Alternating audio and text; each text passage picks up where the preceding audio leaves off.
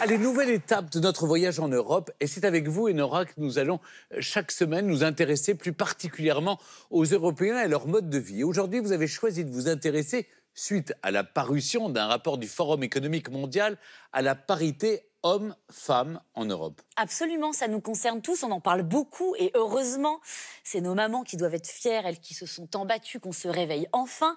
Et dans ce rapport dont vous venez de parler, donc du Forum économique mondial, on s'est rendu compte qu'on avait encore beaucoup de travail, puisque, tenez-vous bien, ce n'est que dans 202 ans, dis donc, qu'on va pouvoir arriver à une parité parfaite. Je suis contente, je le verrai.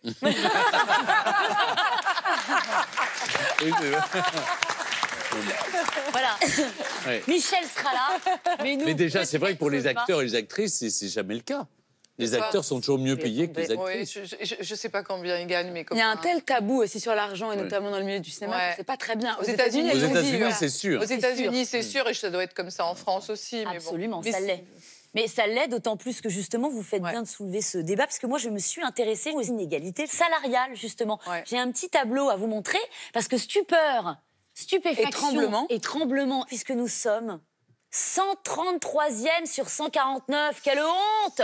C'est-à-dire qu'en France, on peut faire à peu près tous les métiers qu'on veut, comme les hommes, mais par contre, on sera payé beaucoup moins. On sera même payé plus précisément entre 9 et 10% de moins. Incroyable. Pour vous donner un chiffre exact, quelqu'un qui va gagner, un homme, pardon, pas quelqu'un, enfin pour moi c'est quelqu'un, 1 500 €, eh bien la femme gagnera 1 300 €, 200 € de moins. Je trouve ça évidemment scandaleux. Alors la bonne nouvelle, c'est que ça fait partie vraiment des réformes sur lesquelles la communauté européenne va vraiment plancher même et suer, je l'espère. Ça fait vraiment partie des priorités.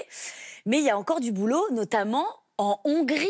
Qu'est-ce qui se passe chez vous? C'est la cata au niveau des inégalités hommes-femmes. C'est la catastrophe, Enora, c'est la catastrophe. Non, mais le mot même n'existe pas. Le mot même n'existe pas. Le mot femme n'existe pas en Hongrie. L'égalité homme-femme, Noé, chez c'est nous, vrai que c'est ça n'existe pas, c'est la catastrophe. 79% des Hongrois et des Hongroises estiment qu'en fait, la place de la femme, c'est d'être à la maison, pour s'occuper des enfants et puis accessoirement du mari.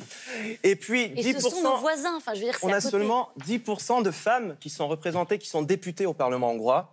Et puis, bon, c'est le chiffre le plus faible dans l'UE. Et il va sans dire qu'on n'a pas de femmes ministres. Et les femmes gagnent 20% de moins que les hommes. Donc, c'est vraiment la catastrophe. Alors, il y a quand même une petite lueur d'espoir parce que, actuellement, dans les manifestations, la plupart des manifestants sont des manifestantes. Oui. Et ça, c'est important. Et je tenais à le souligner. Oui, grâce notamment... Oui, parce qu'elles font rien. Elles sont à la maison. Voilà, c'est ça. Du coup, Elle défile. ça nous fera une sortie. Aujourd'hui, c'est l'après-midi, aujourd'hui, c'est la cata. Mais demain, ça sera mieux. Absolument. Oui. En Autriche, en Autriche, vous êtes beaucoup plus en pointe, non? Ça va. Les femmes gagnent 19% moins que les hommes. Et on a en fait un Equal Pay Day. Ce qui est le jour de l'égalité de la paye. C'est le jour du Exactement. Black En fait, non, c'est les jours où les hommes atteignent le niveau de salaire que les femmes atteindront à la fin de l'année. Donc cette année à Vienne, c'était le 6 novembre. Ah oui. C'est ça, ouais. Donc 2 mois avant la fin de l'année. En Angleterre, c'est les femmes qui dirigent.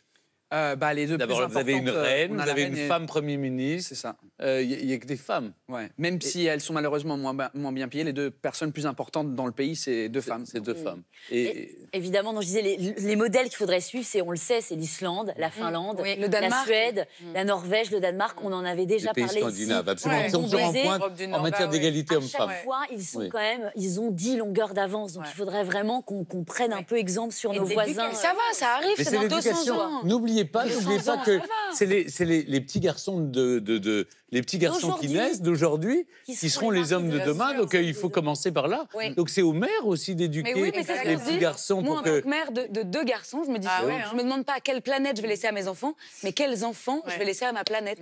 Quels petits garçons ils seront et quels hommes ils seront. À respecter davantage les femmes déjà. Et Stéphane, alors, en tout cas, Michel, beaucoup de la mère. Ça dépend beaucoup de la mère. Mais 2019, c'est l'année de la meuf. Ah oui, 2019, c'est la meuf. Pardon. C'est Woman Power. Alors, on l'a bouffé. Je tremble déjà. Ma place est prise. Moi, j'adore un monde dirigé par les femmes.